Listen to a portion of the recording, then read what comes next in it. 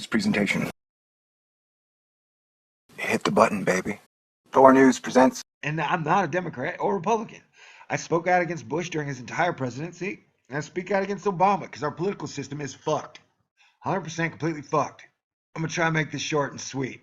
As you may know, the media has become a ballless propaganda arm for the powers that be. The mainstream media no longer really has journalists. They have people who will bullhorn the party line. And what's scary to me is someone who has no faith in either political party, the Democrats or the Republicans. And by them both playing fucking idiots, they get away with everything. For example, the Democrats, who are still like in George Bush year 6. Remember when all the Republicans thought Bush was the greatest president of all time? It took Iraq to fall apart, and then Bush to go on TV going, I need a blank check to save the free markets. Before Republicans were like, maybe Bush wasn't that great of a president. And that was only some of the Republicans, man. Well, we're in that stage with Barack Obama, where the Democrats think he's the greatest fucking president of all fucking time. And obviously, they don't understand economics at all. They're like, we have a strong economy. Look, Barack fixed it. And it's like, well, look at the $18.2 trillion debt. I think it was $8 trillion when he took office. That's not a strong economy, buddy.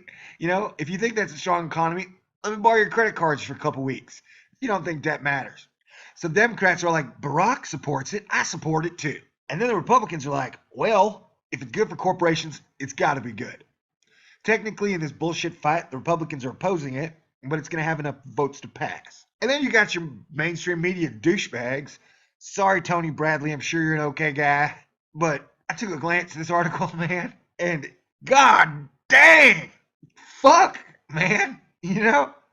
Okay, I open an open letter explaining why I support the FCC net neutrality rules. What are they? I don't know, you don't know, because they won't even let us read the fucking bill. Back in the day, when they were passing quantitative easing, they came out with some one-page piece of paper that said the Federal Reserve can print as much money as they want, nobody can ever audit it. And that got rejected. So they came back and passed a 182-page bill. I read the whole thing.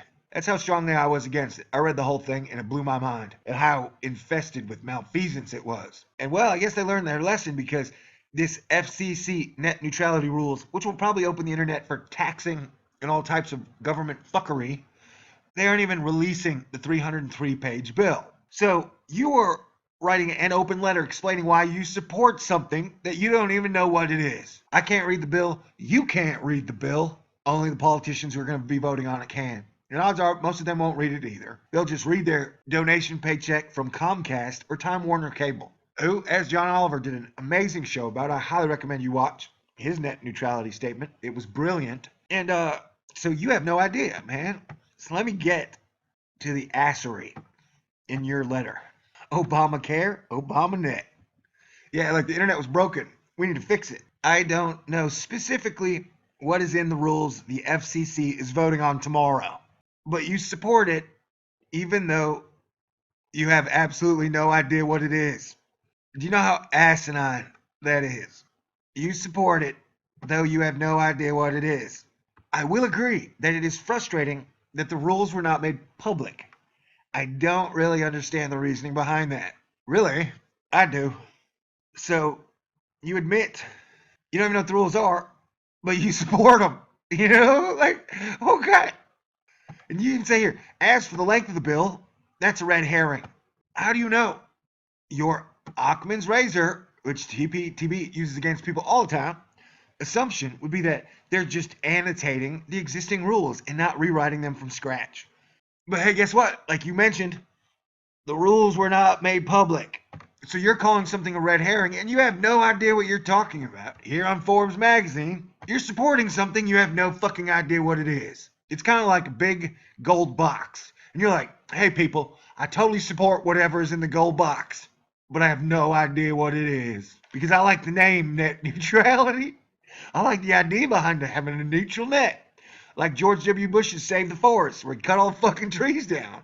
You know what I'm saying? Best way not to have forests burn is to cut all the trees down.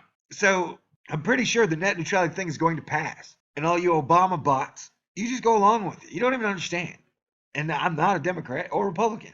I spoke out against Bush during his entire presidency, and I speak out against Obama because our political system is fucked. 100% completely fucked. So this is discouraging, because the only people I know who are really behind this thing, behind paid pens like this guy is Time Warner Cable, the worst company I know. Like, I got Time Warner Cable when I moved.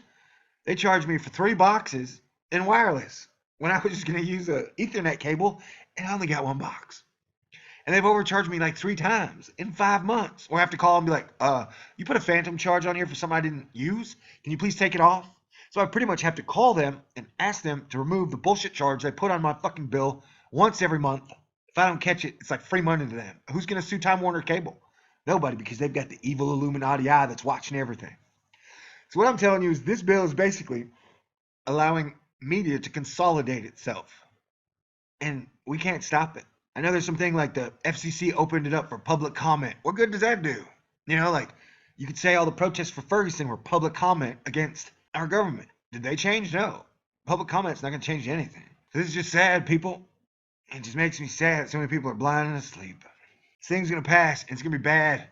The next president of the United States, because she was in the Bank of America mural, Hillary Clinton, she said she thinks it's great. It's going to be a foothold for government. Oh, man. We're from the government. We're here to help. Remember how they fixed Wall Street? Well, if you do, you live in Fantasyland. Anyway, God bless everybody. Crazy days indeed. Stay cool. This is a Thor News presentation. Hit the button, baby. Thor News presents. And I'm not a Democrat or Republican. I spoke out against Bush during his entire presidency, and I speak out against Obama because our political system is fucked. 100% completely fucked. I'm going to try and make this short and sweet. As you may know, the media has become a ballless propaganda arm for the powers that be. The mainstream media no longer really has journalists. They have people who will bullhorn the party line.